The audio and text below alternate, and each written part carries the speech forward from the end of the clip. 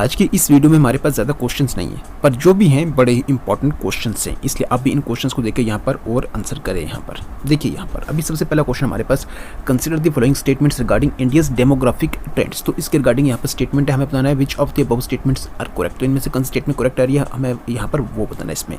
तो देखिए, demography, census and features, ये एक टॉपिक आता है और अब देखें अगर किसी भी सिलेबस में दे रखा है तो फिर उसके रिगार्डिंग ये क्वेश्चन है, तो बिल्कुल आपने इसको मिस नहीं करना है। आप इस वीडियो में देख रहे हैं ना, लेकिन आगे आने वाले सभी वीडियोस, मतलब सॉरी वीडियोस में नहीं, आगे आने वाले जितने भी पेपर आपके एग्ज़ाम जो होंगे उन सब के लिए ये जो है आपको हेल्प करेगा। उन क्वेश्चंस, अगर इसके रिगार्डिंग कुछ स्टेटमेंट बेस्ड क्वेश्चन आता है तो ज़रूर आपको ये हेल्प करेगा उस क्वेश्चन को करेक्ट मार्क करने में, क्योंकि बाकी अब देखेंगे इसके डेमोग्राफी सेंसस सीधे सीधे क्वेश्चन आते हैं। मतलब इसमें जैसे सेक्स रेशियो हो गया, उसके बाद आप देखें पॉपुलेशन में हाईएस्ट लोवेस्ट, उसके बाद एजुकेशन में, है ना, तो वो आप देखें वन लाइन सारे बनते हैं। लेकिन ये जो है ना, इसको आपने जरूर देखना है। चलिए इसका आंसर भी करें आप। सबसे पहली स्टेटमेंट है यहाँ पर क्या कि demographic dividend refers to the economic growth potential arising from a declining dependency ratio due to a rising working age population. तो सबसे पहले आप देखें स्टेटमेंट, तो यहाँ पर डेमोग्राफिक डिविडेंड के बारे में ही बता दिया यहाँ पर, मतलब इसके ऊपर लिख दिया। अब हमें ये बताना है कि ये सही है गलत है। डेमोग्राफिक डिविडेंड रेफर करती है किसको? इकोनॉमिक ग्रोथ,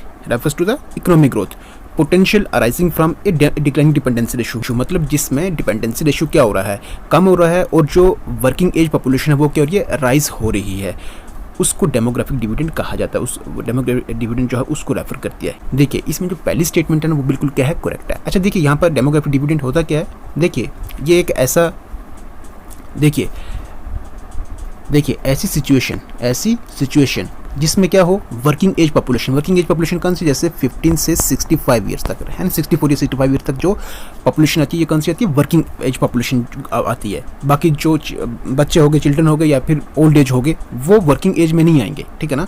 वो किस में आएंगे, देखिए वो डिपेंड करते हैं, वो डिपेंडेंट होते हैं ना, ठीक है ना, वो मतलब वो इन पर डिपेंडेंट होते हैं जो इनसे छोटे हैं या फिर इससे बड़े हैं, ठीक है ना।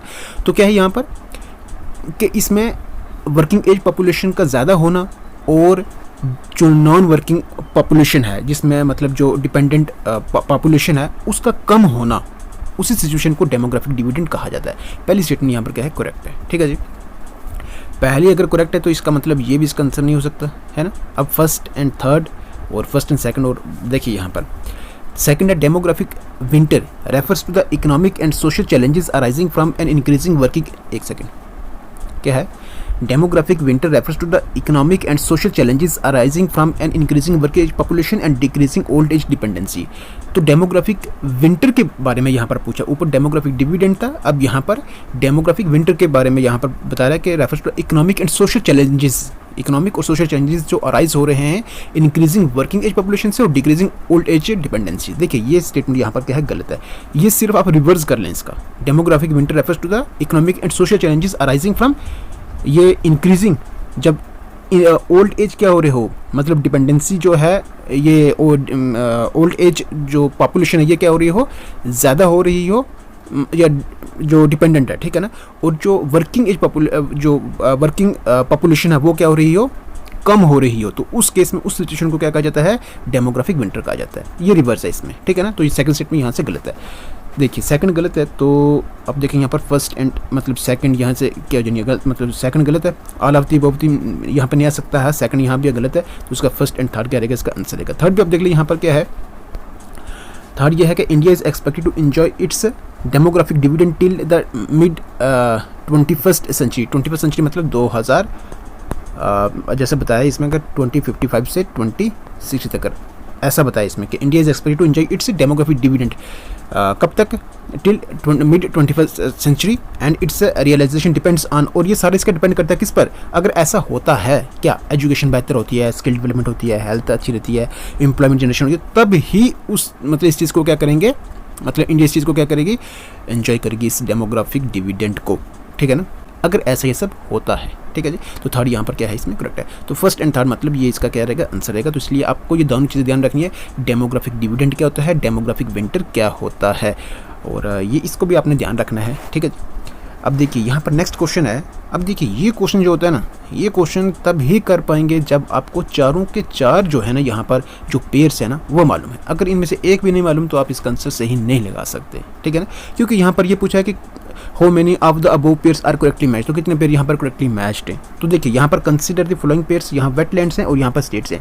जैसे आप देखिए कोलेरू लेक यहाँ पर तमिलनाडु में, ये क्या देखिए कोलेरू लेक तमिलनाडु में नहीं बल्कि ये आंध्र प्रदेश में, तो पहला यहाँ से गलत हो गया। टावर रिजर्व या तो फिर टावर डैम भी आपको पता है या कहाँ पर, मध्य प्रदेश में। सेकंड यहाँ पर क्या है, करेक्ट है। थर्ड आप देखेंगे नंजराइन बर्ड सेंचुरी जो है ये आंध्र प्रदेश में है, ये आप देखेंगे तो ये गलत है, ये कहाँ तमिलनाडु में है ना, तो थर्ड गलत है। फोर्थ आप देखेंगे सुल्तानपुर नेशनल पार्क कहाँ पर है, हरियाणा में है, ये क्या है करेक्ट है। तो देखिए यहाँ पर 2 करेक्ट आ रही है, तो मतलब 2 पेयर्स ऑनली यहाँ पर क्या है करेक्ट है। लेकिन अब देखिए यहाँ पर अगर आपको मतलब इनमें से कोई भी अगर एक नहीं मालूम तो अब इस क्वेश्चन का आंसर नहीं हो सकता।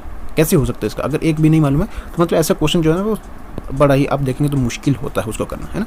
चलिए अब देखिए नेक्स्ट क्वेश्चन है, ये क्वेश्चन है जो है ना ये वाला कोपन्स क्लासिफिकेशन पे, आप इस पे देखें यहाँ पर इसको हम क्या करेंगे, ये जो क्वेश्चन है अभी तो हम इसका आंसर देख लेंगे कि इसका आंसर क्या रहने वाला है क्वेश्चन पढ़ने के बाद, पर इसको हम एक डिटेल वीडियो में, काफ़ी लंबी वीडियो भी रहेगी और ये कोपन्स जो इसका क्लाइमेट को क्लासीफाई करा हुआ है बिल्कुल आपको मतलब एक वीडियो में हम इसको डिटेल में समझेंगे और ये जो भी इसके कोड होते हैं ना, ठीक है ना, इनको भी पूरा हम वहाँ पे समझेंगे। अभी फिलहाल आप देखिए यहाँ पर क्वेश्चन क्या है कि which Koppen climate type is described by the following characteristics. तो देखिए यहाँ पर ये पूछा कि कौन सा कोपन क्लाइमेट टाइप जो है, मतलब ये वाला जो है ना, इनमें से ये कौन सा कोपन क्लाइमेट टाइप आ रहा है इसमें। ट्रॉपिकल सवन्ना है, ट्रॉपिकल रेन फॉरेस्ट है, ट्रॉपिकल मानसून है या फिर हॉट डेजर्ट है।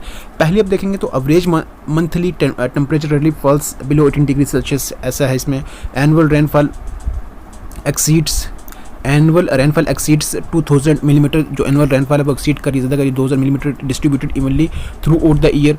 और थर्ड आप देखेंगे humid conditions support dense evergreen forest. तो देखिए ये कंडीशंस हैं, ये कुछ कैरेक्टरिस्टिक्स है, हमें बताना है कि ये कोपन ने इसको किस में क्लासीफाई करा हुआ है, किस वाले में, किस में कराया हुआ इसको। तो अगर आप देखिए यहाँ पर जो आंसर हमारे पास वो कौन सा है, ट्रॉपिकल रेन फॉरेस्ट है। कौन सा है, ट्रॉपिकल रेन फॉरेस्ट है। मतलब ये सारी कैरेक्टरिस्टिक किस में दे रखी है उसने, ये ट्रॉपिकल रेन फॉरेस्ट। अगर ऐसा होता है, ऐसा होता है और ऐसा होता है तो वो किस में आएगा, ट्रॉपिकल रेन फॉरेस्ट में आएगा। बट इसके जो कोड दे रखे हैं इसके पीछे आप देखेंगे तो पूरी एक समझ चाहिए, वो भी हम क्या करेंगे, मतलब इस वीडियो में आप उसको हम पूरा मतलब इस चीज़ को जो क्लाइमेट है इसको पूरा नहीं कर सकते इसमें, ठीक है ना। इसको हम क्या करेंगे, एक अभी नहीं पर जब भी आएगी एक वीडियो आएगी कोपन जो क्लासिफिकेशन है ये इसमें क्लाइमेट की, ठीक है ना, तो वो हम क्या करेंगे इसको कंप्लीट समझेंगे। और ऐसा क्वेश्चन आप देखें बार बार कभी जम्मू का पूछ लिया जाता है, जम्मू का भी पूछा हुआ है एक एग्जाम में, आप देखा होगा आपने जम्मू का, इससे पहले जम्मू का पूछ लेते थे, ठीक है ना, कोपन क्लाइमेट टाइप, ठीक है। उसके बाद कश्मीर का पूछ लेते थे, लद्दाख का पूछ लेते थे, लेकिन इस बार इन्होंने ये कैरेक्टरिस्टिक देकर ये पूरा पूछ लिया कि ये किस में आ रहा है, ठीक है जी। तो क्या करेंगे हम इस पूरे को डिटेल में समझेंगे एक कंप्लीट वीडियो में। फिलहाल अभी तक के लिए हमारे पास इतना ही था। अब मिलेंगे आपसे नेक्स्ट वीडियो में क्वेश्चन नंबर 52 के साथ, 52 क्वेश्चन के साथ नेक्स्ट वीडियो मिलेंगे। अभी तब तक के लिए इस वीडियो को रखते हैं इतना ही। अगर आपको ये वीडियो अच्छी लगी है तो ज़रूर आप इसको लाइक भी कर सकते हैं, बाकी चैनल पर नहीं तो सब्सक्राइब भी जरूर कर सकते हैं। और बाकी चलिए अब आपसे मिलते हैं नेक्स्ट वीडियो में, तब तक के लिए रखिएगा अपना ख्याल, टेक केयर, गुड बाय।